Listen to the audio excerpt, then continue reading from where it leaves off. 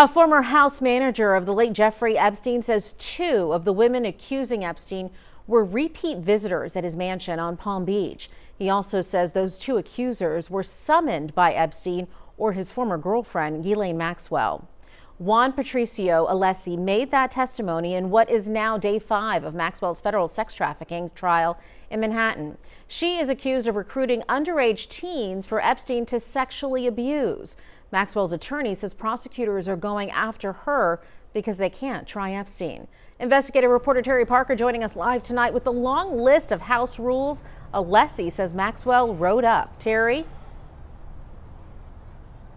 Right. Also today, jurors got to see video of a 2005 police search of Jeffrey Epstein's Palm Beach home. And you may recall that we, WPBF 25, were the very first to obtain and broadcast that video back in 2019. So in it, you can see inside Jeffrey Epstein's bathroom where that green massage table is, as well as his bedroom and the rest of the house, all described today on the stand by Epstein's former house manager.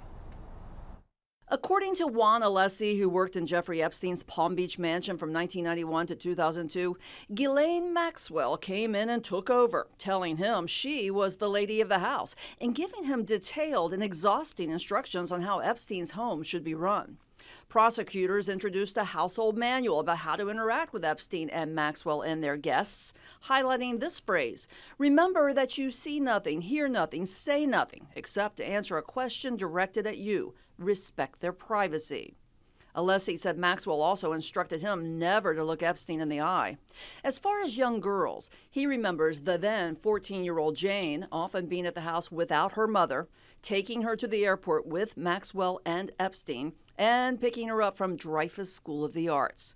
Alessi says he also remembers Virginia Giuffre, one of Maxwell's most prominent accusers, known then as Virginia Roberts, and says he was driving when Maxwell jumped out of the car at Mar-a-Lago to approach the teen, and later that day had her come to Epstein's house.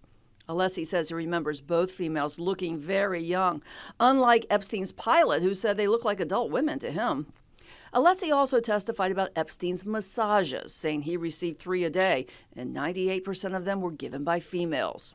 Those massages, he said, took place in Epstein's bathroom, which was attached to Epstein's bedroom, where Alessi said Maxwell also slept.